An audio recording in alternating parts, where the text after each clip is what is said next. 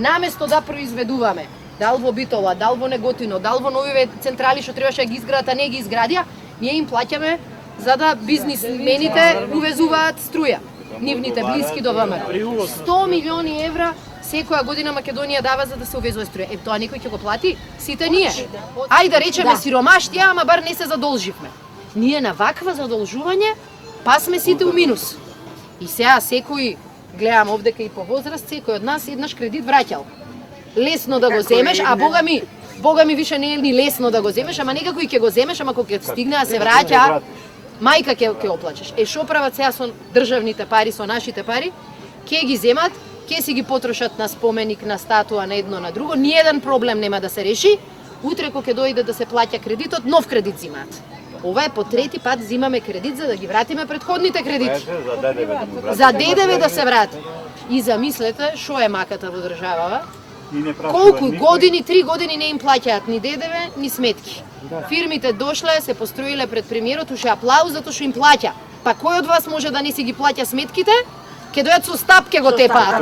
А вака каснат со плаќањето и аплауз му удрија. Како аплауз му дава? Мене чудни ми се тие бизнисмени. И тоа е страх. Тие 700 бизнисмени онде се понашаа како на бацира како срамота. Беа многу од нив револтирани. Јас со некој што разговарам. Сите се вака револтирани. Ама таму беа многу луѓето вели не собра таму вели. Ни држи лекции. Ни кажува како кој знае што ќе направи, ќе ни врати, па тие се наши пари вели. Тој вели кажува како од татко му парите да дава овдека.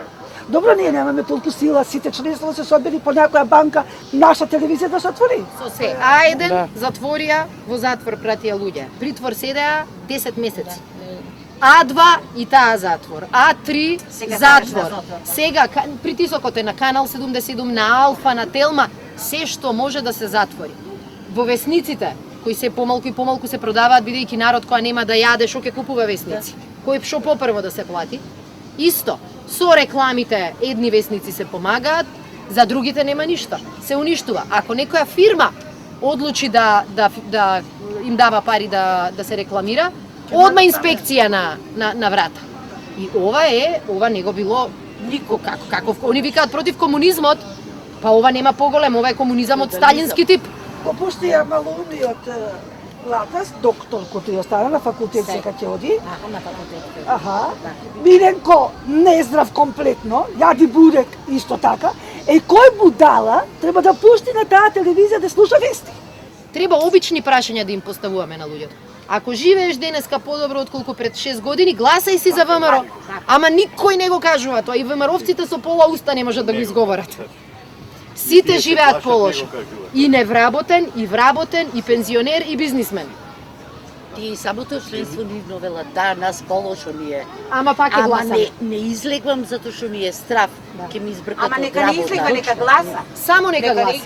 Не е важно дали ќе излезе. Јас можам повеќе да разберам во селата и да не очекуваме таму да почне револуцијата. По Страфе, по познати. Ова се сепак големи градови. Во Скопје, во Битола, во Прилеп, во Куманово. Тука треба да почне таа промена. И некогаш кога гледаме телевизија, викам, не ми е криво што толку лажат. Него што лажат со наши пари, тоа ќе пукна.